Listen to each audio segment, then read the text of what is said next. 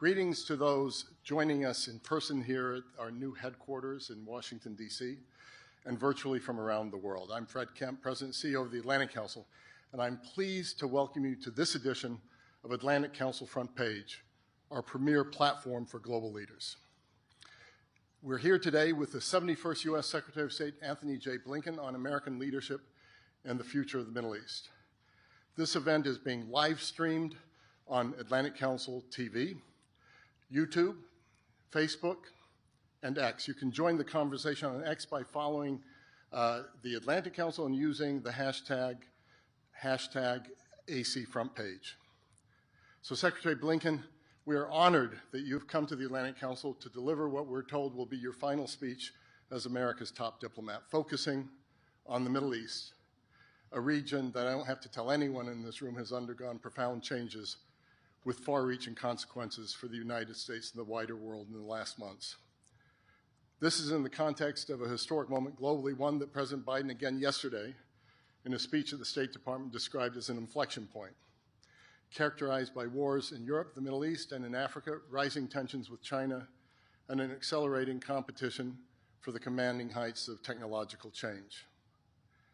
Before we go any further, I want to salute you, Secretary Blinken, for your remarkable leadership and contributions through this moment of historic challenge, following your rich contributions over so many years of distinguished public service previously. Returning to the Middle East, the region has been transformed after Hamas terrorist attacks against Israel and hostage-taking of October 7th, 2023, and by everything that has followed that. Israel's subsequent wars in Gaza and Lebanon, direct military exchanges between Israel and Iran, unprecedented in nature, the ceasefire in Lebanon, and the fall of the Assad regime in Syria. At the Atlantic Council, we have sought to highlight the stakes and potential solutions across the Mideast. We've done so for many years through our Rafi Career Center for the Middle East, through our Scowcroft Middle East Security Initiative and its Iran Strategy Project, through our Syria Strategy Project, as well as through our strategic litigation projects work to hold the Iranian regime accountable and to establish a Syria Victims Fund. Significantly, we have also done this through our N7 initiative in partnership with the Jeffrey Taupins Foundation, which seeks to advance the process of regional integration launched by the Abraham Accords among the United States, Israel, Arab partners, and Muslim partners around the world. So thanks to Will Wexler and the Atlantic Council's remarkable Mideast team. History is in motion, Mr. Secretary, and you've been at the center of it, with your work to advance the interests of the United States to secure a more prosperous global future.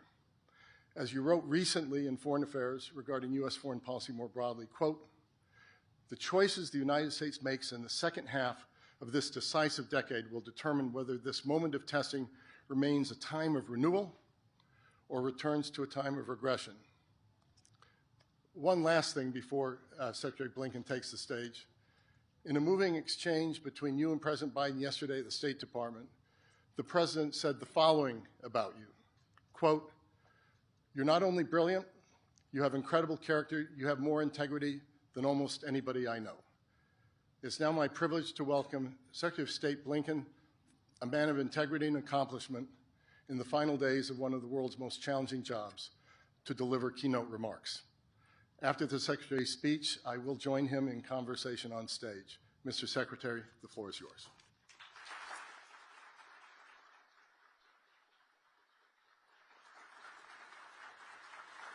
Thank you. Thank you very much. Thank you. Thank you. Well, good morning, everyone. And Fred, to you, thank you for that incredibly generous introduction. But thank you especially for your leadership of this council over nearly 2 decades. It's wonderful to be with you today. It's wonderful to be in this extraordinary new location. Back in the early 1960s, leading diplomats, public intellectuals, philanthropists, and others came together in Washington to create an organization that was founded on meeting the challenges of an increasingly interdependent world. In attendance, among others, Secretary of State Dean Rusk, who was blunt about what he thought would be most useful for this council. The department is hoping for initiative, research, and, if necessary, the boxing of State Department ears. That's exactly what the Council's delivered for more than 6.5 decades, starting with the transatlantic relationship, growing to incorporate expertise on other parts of the world, including the region that I want to talk about today, the Middle East. Now, from the outset, the Biden administration's primary goal in the Middle East was not to repeat the blunder of years past of trying to transform its governments or its societies, but rather to transform relations with, between, and among U.S. partners in the region. That's because we saw a more integrated region as more likely to be stable and secure, to deliver economic opportunity for its people, to find solutions to shared challenges from pandemics and terrorism to infrastructure and energy needs. A more integrated region is also in a stronger position to prevent any one of its neighbors from dominating the others, or any outside country from dominating the region, to deter aggression and nuclear proliferation, to avert, to de-escalate, to end conflict through diplomacy. We moved swiftly to pursue this vision. We deepened and broadened the Abraham Accords. We spearheaded new coalitions like I2U2, bringing together India, Israel, the United Arab Emirates, and the United States to tackle shared challenges. We announced a groundbreaking economic corridor connecting India, the Middle East, and Europe. We worked with the UN to mediate a truce in Yemen. We continued to lead and strengthen an 87-nation counter-ISIS coalition. In the wake of the Trump administration's unilateral and misguided exit from the Iran nuclear deal, we made clear there was a path to mutual return to compliance if Tehran was willing to take the steps necessary. At the same time, we strengthened America's robust sanctions regime on Iran and delivered on President Biden's commitment. You will forever be known as Bloody Blinken, Secretary of Genocide. You have the blood of hundreds of thousands of innocent people on your hands. We have spent Thank you. I respect your views. Please allow me to share mine. Thank you. Appeal to your humanity in front of your house. We've written you letters. We've held car rallies. The blood of innocent civilians, of children, is on your hands. We will not forget. We will not forget. We will hold you accountable. We will hold you accountable. Bloody Blinken, Secretary of Genocide. Shame on you. Shame on you. So to continue. At the same time, we strengthened America's robust sanctions regime on Iran and delivered on President Biden's commitment that Iran would not obtain a nuclear weapon on his watch. Finally, we made significant progress toward a comprehensive agreement that would strengthen our strategic partnership with Saudi Arabia and normalize relations between Saudi Arabia and Israel. On October 10th, 2023, I was scheduled to travel to Israel and Saudi Arabia to help close remaining gaps in the normalization deal, and in particular, to pursue agreement on one of its essential components, a credible pathway to a Palestinian state with ironclad security guarantees for Israel. But on October 7th, Hamas attacked Israel, unleashing the deadliest days for Jews since the Holocaust. Hamas killed more than 1,200 men, women, and children, torturing, maiming, sexually assaulting many of its victims. The overwhelming majority of Hamas's victims were civilians. They included citizens from more than 30 countries, among them 46 Americans. Hamas also took more than 250 people hostage, including some 30 children and 12 Americans. 7 of those Americans remain hostage to this day. Now, the timing of Hamas's attack was no accident. Israel's growing integration in the region, the prospect of normalization with Saudi Arabia, posed an existential threat to Hamas's power, its ambitions to dominate the Palestinian political landscape, its raison d'etre, which is the rejection of 2 states and the destruction of Israel. As notes recovered from meetings of Hamas's top officials would later reveal, Hamas sought to spark a regional war that would derail this agreement, knowing that doing so would inflict immense suffering on civilians on all sides, including the Palestinian people whose interests they claim to represent. In the wake of the attack, President Biden made clear the United States' unwavering commitment to help Israel defend itself and prevent another October 7th. He asserted his determination to avert a broader regional conflict with all the death and destruction that would bring. He took immediate steps to deter further aggression and prevent the conflict from spreading, deploying 2 of our largest aircraft carrier battle groups, fighter jets, warships, a guided missile submarine, and troops to the region. And he pledged unrelenting efforts to secure the release of the hostages. He became the first U.S. president to travel to Israel in wartime, telling the Israeli people directly, "You are not alone." He reminded Israel that while the country had a right, indeed an obligation, to defend itself, how it did so mattered. It was imperative to protect civilians and provide them with humanitarian assistance. These are the goals that I've worked to advance over a dozen trips to the region since October 7th.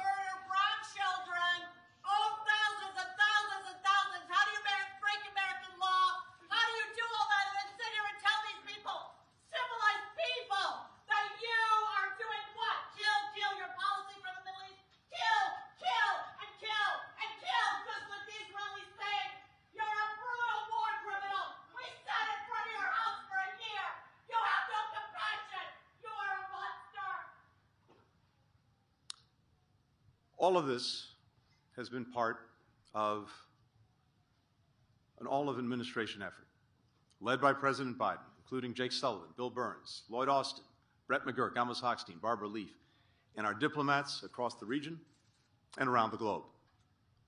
Now, more than 15 months later, Hamas's military and governance capacity has been decimated, and the masterminds behind the attack have been killed.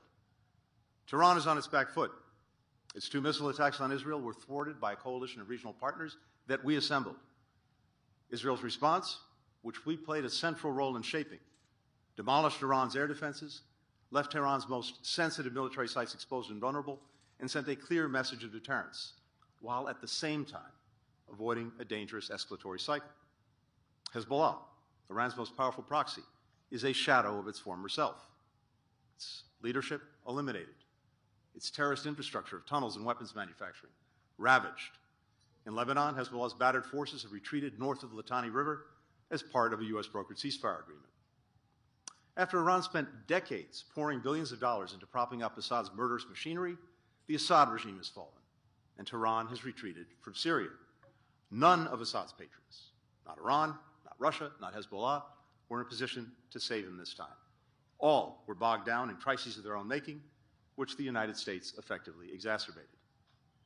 Iran has lost its overland supply route to Hezbollah. Many of the Assad regime's bases, weapons factories, and weapons, including illegal chemical weapons, have been destroyed by Israel. It's not just what we achieved, but also what we prevented. When I traveled across the region the days after October 7th, I heard from partners a palpable sense of alarm that regional war was coming. The combination of American diplomatic and military action and assistance to preserve and strengthen Israel's deterrent helped prevent that from happening in the weeks after October 7th and at multiple charged moments since. America's allies and partners, particularly in the Middle East, have taken note of who they can rely on to stand by their friends and who they cannot. Which powers work to diffuse crises and which powers stand back and do nothing or make problems worse. The balance of power in the Middle East is shifting dramatically and not in the way Hamas and its backers hoped or planned. And yet, the region remains rife with risk, from Syria's fragile political transition to Iran's desperation to restore its deterrence with all that could imply for its nuclear ambitions, to the Houthis' ongoing attacks on Israel and international shipping, to a dearth of opportunity, the repression of dissent and human rights in several countries. What's more, while the strategic gains made over the last 15 months are real, they have come at tremendous and excruciating costs. For the families of the kibbutzim, the concert goers, the children, the soldiers killed on October 7th attack, unfathomable grief persists. For those with loved ones and friends still being held hostage, every day brings more anguish from not knowing if their loved ones are suffering or even alive. The ongoing humanitarian crisis in Gaza has inflicted immeasurable suffering on Palestinian civilians, children, women, men, trapped in a conflict they did not start and are powerless to stop. Tens of thousands of people killed in Gaza.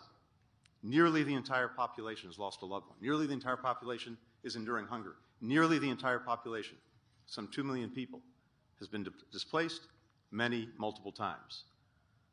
Most have no home to go to, as so many homes in Gaza have been damaged or destroyed. Gaza is one of the most dangerous places in the world to be a child, to be a civilian, to be a journalist.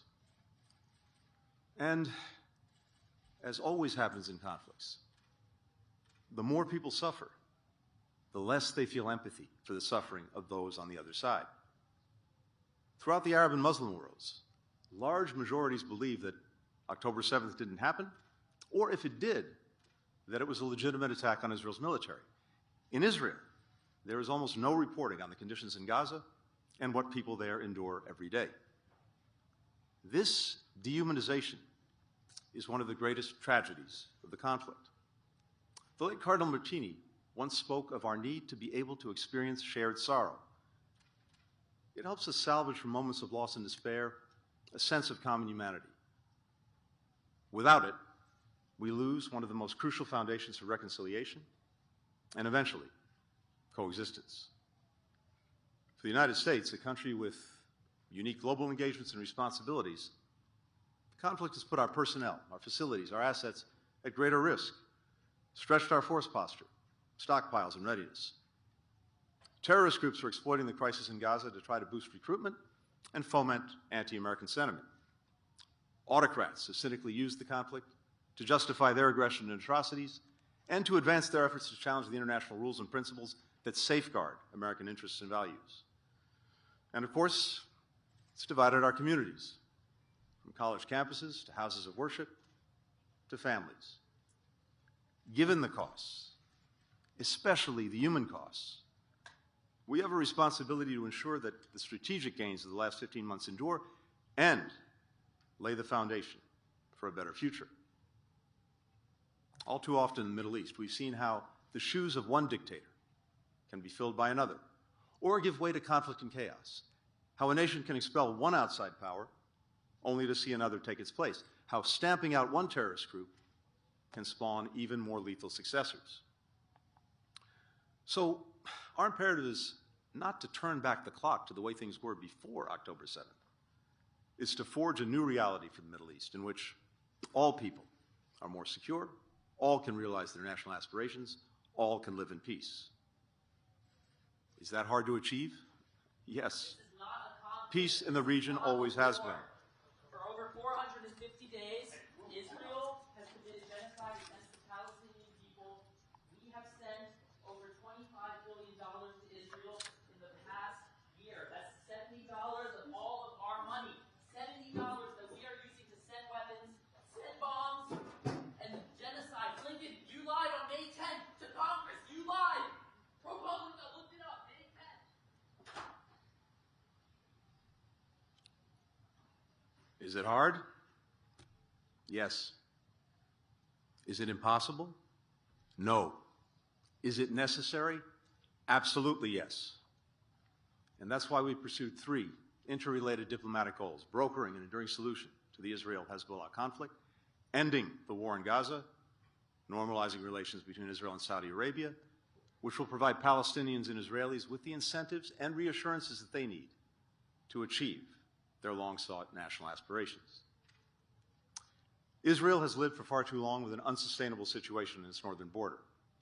Hezbollah, a terrorist organization whose stated goals include the destruction of Israel, controlled large swaths of Lebanon's territory, including lands south of the Litani River, in violation of the UN resolution that ended the last war between Israel and Hezbollah. Land Hezbollah used, with Iran's support, to train fighters, to stockpile arms, to build weapons and tunnels, to carry out deadly attacks on Israel. Starting on October 7th, Hezbollah launched thousands of missiles at Israeli communities without provocation, pledging to continue its attacks until Israel ended its military operation in Gaza. Hezbollah's aggression has come at grave cost for Israelis and Lebanese people alike.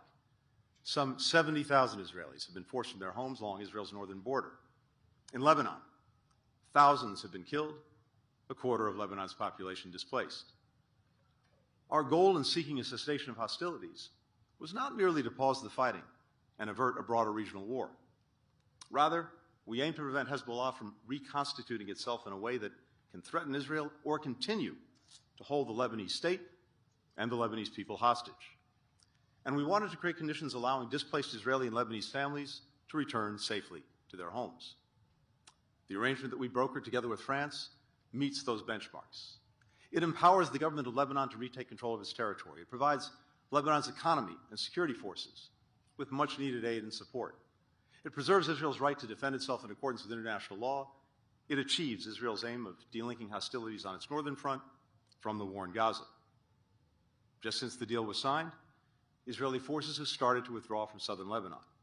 The Lebanese military is deployed in their place to ensure that remaining terrorist infrastructure is removed and Hezbollah does not return. The U.S. and France are working hour by hour to monitor the agreement and to address violations. And now, just 6 weeks after the deal, Lebanon's parliament voted overwhelmingly to elect a new president, the first time the country has had a national leader in more than 2 years. Just yesterday, it elected a new prime minister. Both are important steps to becoming a secure, sovereign, and successful nation, and to meeting the needs of the Lebanese people. Second, we sought to end the war in Gaza in a way that will lay the foundation for enduring peace, as well as to advance the legitimate aspirations of Israelis for lasting security and Palestinians for an independent, viable state of their own. 1 month into the conflict, at a meeting of G7 foreign ministers in Tokyo, I outlined principles that the United States saw as essential to achieving these goals. The principles included a Gaza never again ruled by Hamas or used as a platform for terrorism or other violent attacks. New Palestinian-led governance, with Gaza united with the West Bank under the Palestinian Authority. No Israeli military occupation of Gaza or reduction of Gaza's territory. No attempt after the conflict to besiege or block it. And no forcible displacement of Gaza's population. These principles also called for establishing a sustained mechanism for Gaza's recovery and reconstruction, and for creating a pathway toward Israelis and Palestinians living side by side in states of their own, with equal measures of security, freedom, opportunity, and dignity. Now, we and our partners recognize that we wouldn't be able to achieve these goals overnight. The first step, we have long believed, is to achieve an initial ceasefire, 6 weeks, during which Israel and Hamas stop firing, Israeli forces pull back, hostages start to come home, Palestinian prisoners are released, humanitarian assistance surges into Gaza. It will also create space for finalizing a day-after plan to allow the full withdrawal of Israeli forces, to make the ceasefire permanent, and to bring the remaining hostages home. Once we assessed that Israel had achieved its main objective in Gaza of ensuring that Hamas was incapable of carrying out another October 7th, President Biden publicly set out his detailed ceasefire plan. We went around the world building support for the proposal. The UN Security Council swiftly adopted a resolution supporting it, with 14 members voting for it, not a single member voting against it. The Arab League, countries in the region and beyond, all affirmed their support. Hamas, the lone holdout, but now thoroughly isolated, finally accepted President Biden's framework. In the time since, we've worked relentlessly with Qatar and Egypt to negotiate the details of the agreement and its implementation. Now, at different moments, different parties have made it hard to finalize an agreement, or events have delayed or derailed its completion. For the past several months, Hamas has played the spoiler. But over the past several weeks, our intensive efforts have brought us to the brink of full and final agreement. On Sunday, the United States, Qatar, and Egypt put forward a final proposal. The ball is now in Hamas's court. If Hamas accepts, the deal is ready to be concluded and implemented. I believe we will get a ceasefire. And whether we get there in the remaining days of our administration or after January 20th, I believe the deal will follow closely the terms of the agreement that President Biden put forward last May and our administration rallied the world behind. Now, from the outset, we also recognized that we couldn't afford to wait until a ceasefire to plan for what would follow it. For many months, we've been working intensively with our partners to develop a detailed post-conflict plan that would allow Israel to fully withdraw from Gaza, prevent Hamas from filling back in, and provide for Gaza's governance, security, and reconstruction, drawing on the principles that I originally set out in Tokyo. We will hand off that plan to the Trump administration to carry forward. But let me share a few of its core elements this morning. We believe that the Palestinian Authority should invite international partners to help establish and run an interim administration with responsibility for key civil sectors in Gaza like banking, water, energy, health, civil coordination with Israel. The international community would provide funding, technical support, and oversight. The interim administration would include Palestinians from Gaza and representatives from the PA, selected following meaningful consultation with communities in Gaza, and would hand over complete responsibility to a fully reformed PA administration as soon as it's feasible. The administrators would operate in close cooperation with a senior UN official who should oversee the international stabilization and recovery effort. An interim security mission would be made up of members of partner nation security forces and vetted Palestinian personnel. Its responsibilities would include creating a secure environment for humanitarian and reconstruction efforts and ensuring border security, which is crucial to preventing smuggling that could allow Hamas to rebuild its military capacity. We would stand up a new initiative to train, to equip, to vet a PA-led security force for Gaza to focus on law and order and gradually take over for the interim security mission. These arrangements would be enshrined in a UN Security Council resolution. Some of our partners have already expressed their willingness to contribute troops and police for such a mission. But if, and only if, it is agreed that Gaza and the West Bank are reunified under a reformed PA as part of a pathway to an independent Palestinian state. And therein lies the rub. Reaching agreement will require all parties to summon the political will, to make hard decisions, to make hard compromises. Key regional and international actors will need to fully commit to supporting Palestinian-led governance and preventing Hamas's return. The PA will need to carry out swift, far-reaching reform to build more transparent, accountable governance, continuing a process that it began last year. Israel will have to accept reuniting Gaza and the West Bank under the leadership of a reformed PA. And all must embrace a time-bound, conditions-based path toward forming an independent Palestinian state. These principles are mutually reinforcing. Time-bound because no one will believe or accept an endless process. Palestinians need and deserve a clear and near horizon for political self-determination.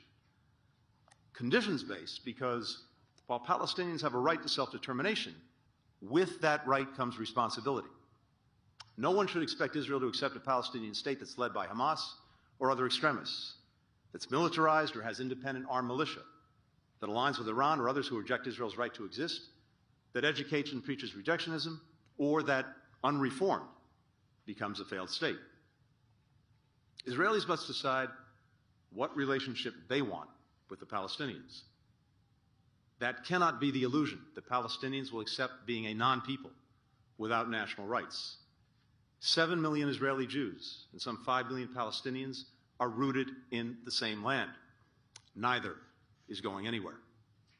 Israelis must abandon the myth that they can carry out de facto annexation without cost and consequence to Israel's democracy, to its standing, to its security. Accepting a time-bound, conditions-based approach for Palestinian statehood will provide the political horizon that regional and international actors need to contribute the security forces and financial support necessary to help new Palestinian leaders govern, secure, and rebuild Gaza. Some in Israel argue that accepting a political horizon for the Palestinians would reward Hamas for October 7th. In fact, Hamas has tried to kill the idea of two states for decades. It hoped to destroy the Oslo Accords with relentless suicide bombs. It sought to strangle the Arab Peace Initiative by launching the horrific Passover attacks. Far from rewarding Hamas, accepting a political horizon would be the ultimate rebuke to its nihilistic agenda of death and destruction. We sincerely hope the parties will be prepared to make tough choices going forward. And yet, the unimpeachable reality is that up to this point, they've either failed to make these difficult decisions or acted in ways that put a deal and long-term peace further from reach. Israel's government has systematically undermined the capacity and legitimacy of the only viable alternative to Hamas, the Palestinian Authority. Consider funding. Israel continues to hold back PA tax revenues that it collects on behalf of the Palestinians, funds that belong to the Palestinians and that the PA needs to pay people who provide essential services like health care and security in the West Bank, which is vital to Israel's own security. Just this week, U.S. engagement led Israel to agree to unlock hundreds of millions of dollars in PA tax revenues, a welcome step. But these funds never should have been withheld in the first place. And Israel continues to hold more than $500 million in tax revenues that the PA urgently needs and the Palestinians are entitled to. In the West Bank, Israel is expanding official settlements and nationalizing land at a faster clip than any time in the last decade, while turning a blind eye to unprecedented growth in illegal outposts. Violent attacks by extremist settlers against Palestinian civilians have reached record levels. We've long made the point to the Israeli government that Hamas cannot be defeated by a military campaign alone, that without a clear alternative, a post-conflict plan, and a credible political horizon for the Palestinians, Hamas, or something just as abhorrent and dangerous, will grow back. That's exactly what's happened in northern Gaza since October 7th. Each time Israel completes its military operations and pulls back, Hamas militants regroup and reemerge because there's nothing else to fill the void. Indeed, we assess that Hamas has recruited almost as many new militants as it has lost. That is a recipe for an enduring insurgency and perpetual war. The longer the war goes on, the worse the humanitarian situation gets in Gaza. Israel faces uniquely challenging circumstances in Gaza. A civilian population trapped there, with Hamas hiding in and under homes, hospitals, schools, and mosques. Indeed, Hamas has cynically weaponized the suffering of Palestinians. In a message that Yahya Sinwar, Hamas's military leader at the time, sent to mediators, he called the death of Palestinian civilians, and I quote, necessary sacrifices, and said the more innocent Palestinians were killed, the more Hamas would benefit. These profound challenges notwithstanding, Israel's efforts have fallen far short of meeting the colossal scale of need in Gaza.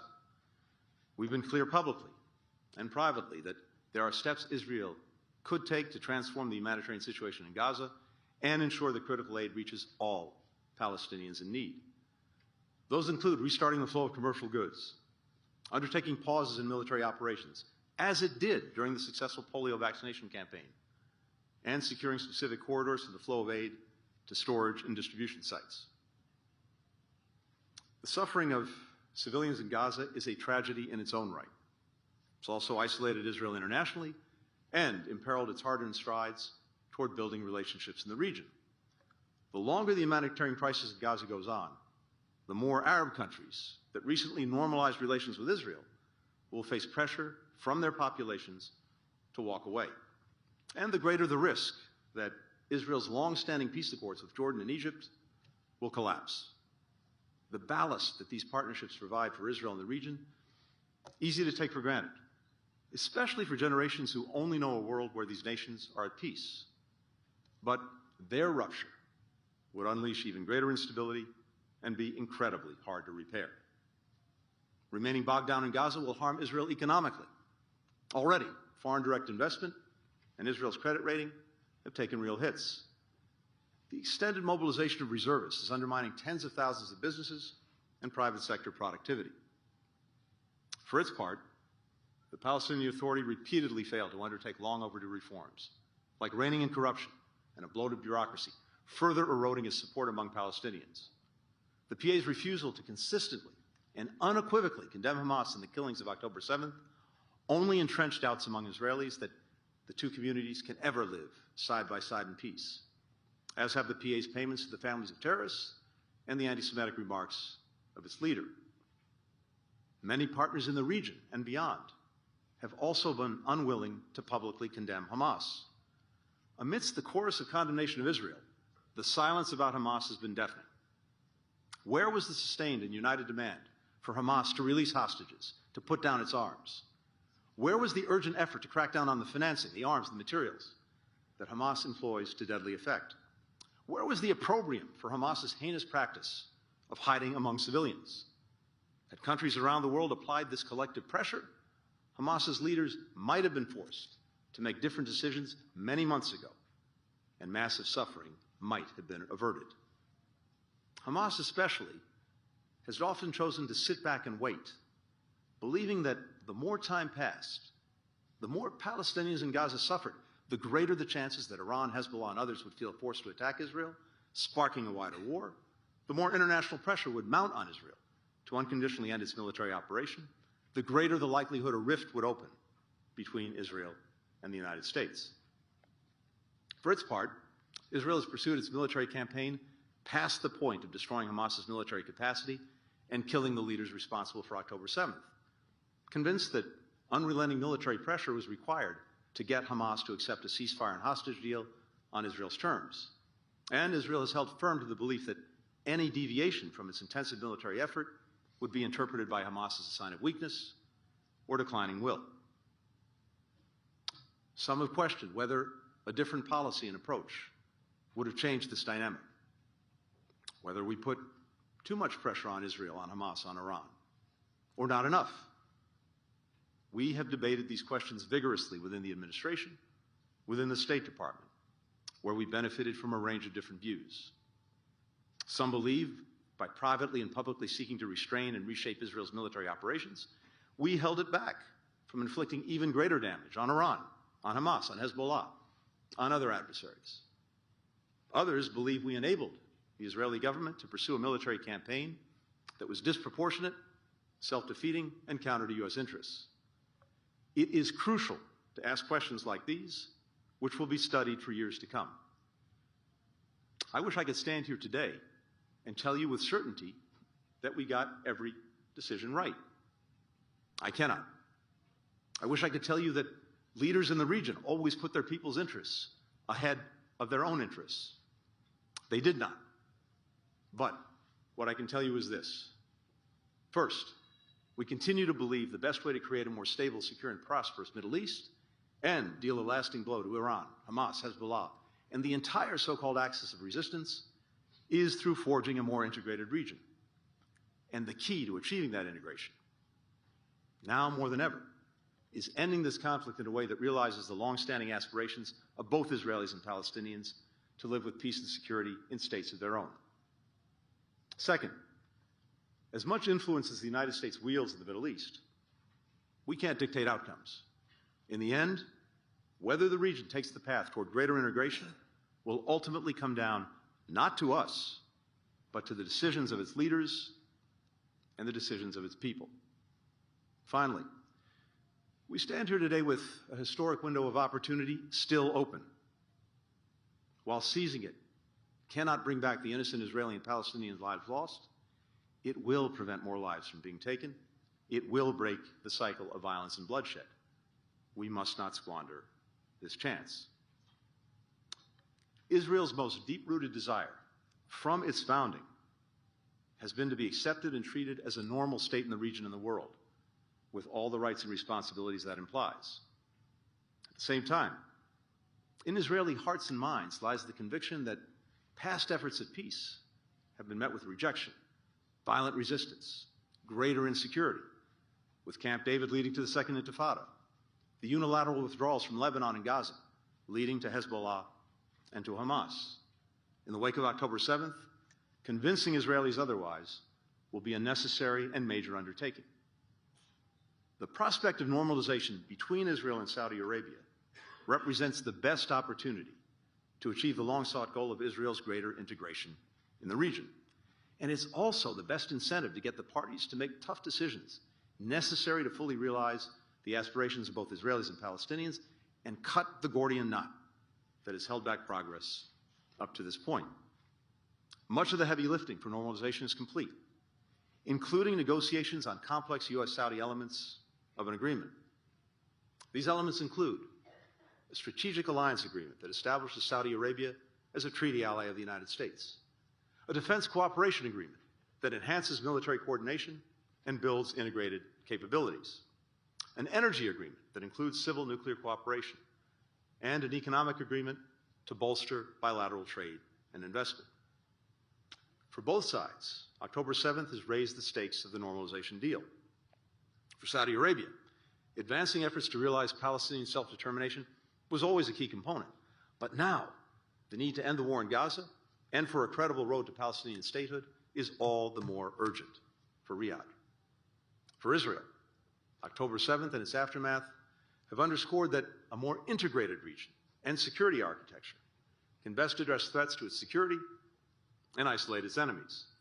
That is exactly what we saw in April and again in October when, with U.S. leadership, partners in the region and beyond came together in an unprecedented way to help defend Israel against Iran's unprecedented direct missile attacks. It also speaks to what the world could do to put Iran's nuclear program back in a box and ensure that Tehran never has a nuclear weapon. In 2021, a team of documentary filmmakers traveled around Gaza asking children a simple question: what is your dream? Many of the kids they interviewed looked to be 5 or 6 years old, about the same age as my own kids. A little girl dreamed of becoming a doctor. Why? The interviewer asked. To treat people in war, she said. A boy dreamed of becoming a pilot so that he could fly people out of the place where they were, so they could see the world, so they could be happy. A girl dreamed of being an engineer so she could help rebuild homes that had been destroyed. A boy said his dream was to see the country under my hands develop into a beautiful place. I know Israeli girls and boys have very similar dreams. They dream of no longer saying goodbye to older siblings and parents going off to war, of not spending nights in bomb shelters or getting onto a school bus that's attacked by terrorists. They dream of returning to homes that they fled, of making destroyed communities beautiful again. Another path is possible. We've seen it, a path toward greater integration, greater opportunity, toward peace, with lasting security. I believe that because of the foundations we put in place, both before and after October 7th, that path is still open. And I believe that if leaders make the difficult decisions to walk that path, they'll not only have America by their side, but a power that no adversary can match. Generations of young people determined to reject the idea that conflict is inevitable and that enmity is inherited, and brave enough to embrace peaceful coexistence. I thank you very much for listening.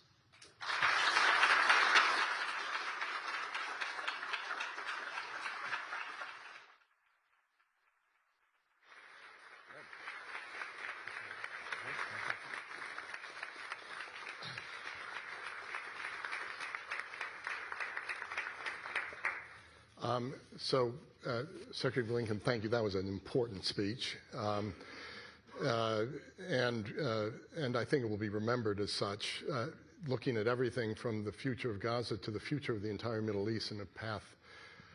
So we don't have much time, but I want to ask you a couple of questions that deals with what's in that speech. First of all, on the issue of Gaza, there were reports this morning that Hamas had accepted the ceasefire. I wonder if you can comment on that.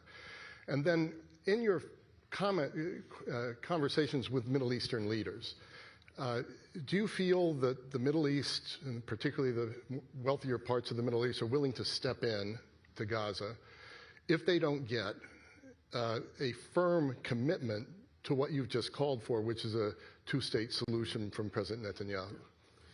So on the agreement, Fred, as I said, it's right on the brink. It's closer than it's ever been before, but right now, as we sit here, we await final word from Hamas on its acceptance. And until we get that word, we'll remain on the brink. That could come anytime. It could come in the hours ahead. It could come in the days ahead. That's what we're looking for.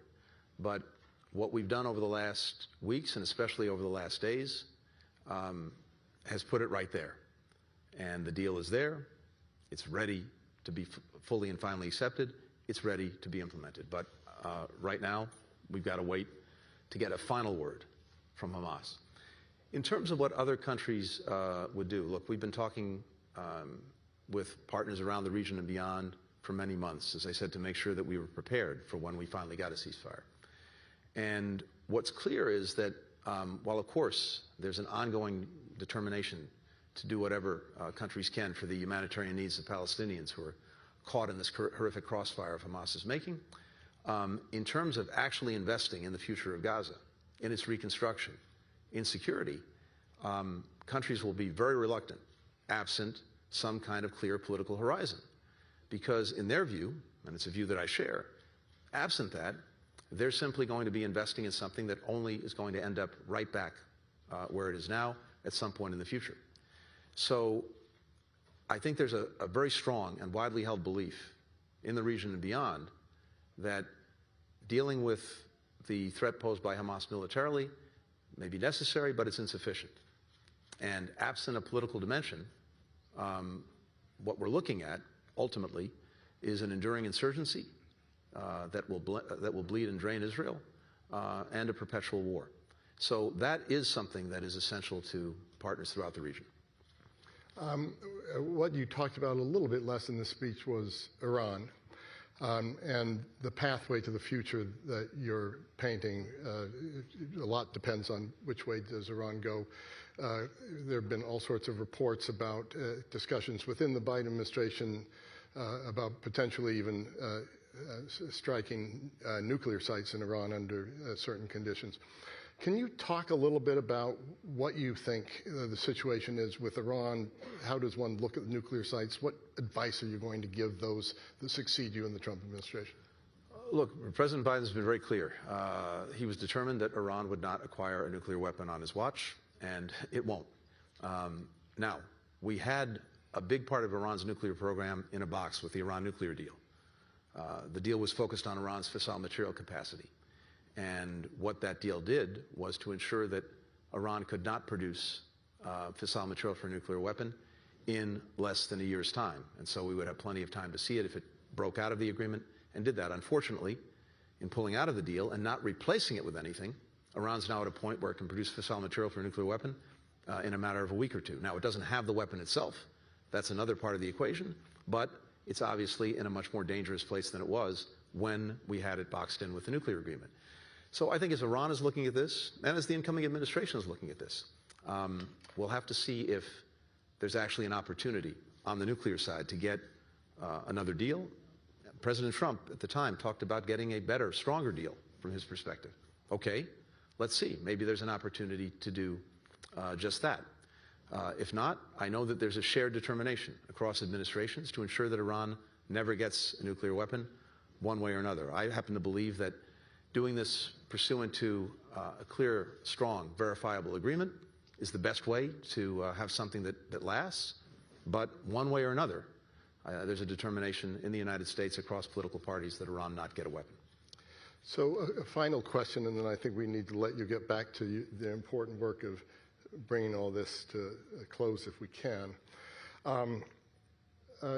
The Atlantic Council is a place for dialogue.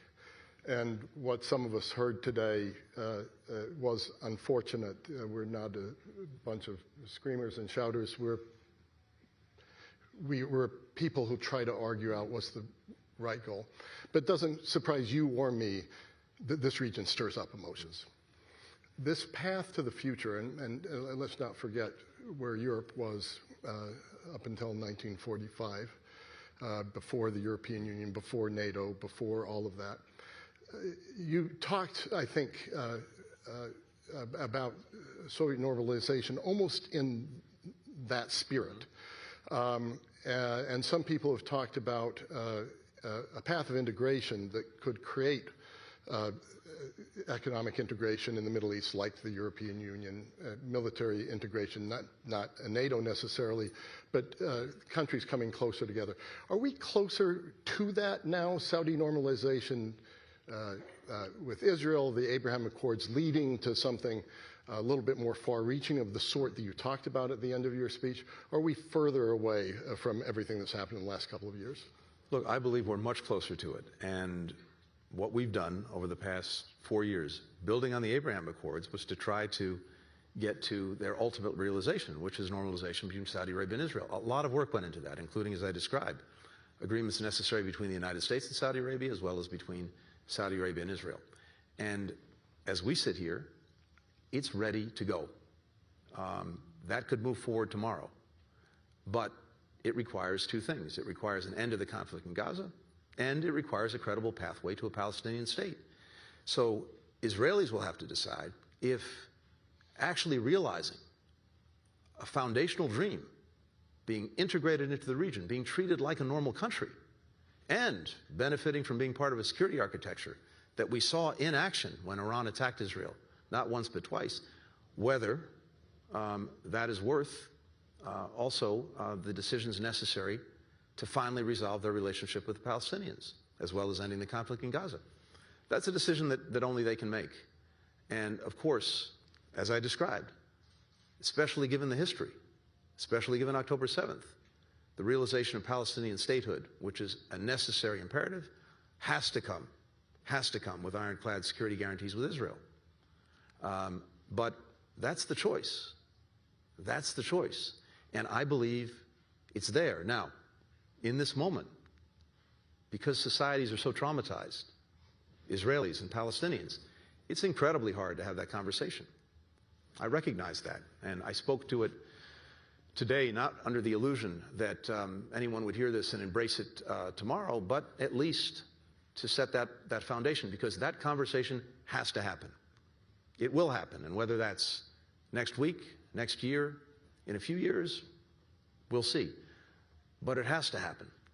And I believe that the work that we've done and that we'll hand off to the next administration has set a foundation, not only for the conversation, but to actually carry it forward. One of the things I believe strongly, Fred, from my own experience over the last 30 years and looking at the sweep of history, is that there's no such thing as a hereditary enemy, that we are not fated to conflict or animosity. And even what seem to be the most virulent and violent hatreds can go away, can change. These last 4 years, probably two of our closest partners, have been Germany and Japan. Not very long ago, it was a very different world. We take that for granted. We shouldn't. We need to be reminded of that, motivated by that, because it tells us that none of this is fated or predetermined. We have the capacity to change. We have the capacity to build peace, to find lasting security. But it takes will. It takes hard choices, hard decisions, risk. And ultimately, we can try to lay out the path, but others have to walk it. We'll do everything we can to support them if they do that. Thank you so much for that message, and particularly that message at the Atlantic Council, which you know was created and stands for the resolution of these sorts of conflicts and moving into a far better place. And just as we worked on those issues for Europe, we're working on those issues for the Middle East as well. So I ask everyone in the audience to please join me, not just in thanking Secretary Blinken for today, and not just in thanking him for his work during the administration, but really a lifetime of public service. Thank you so much. Thank you.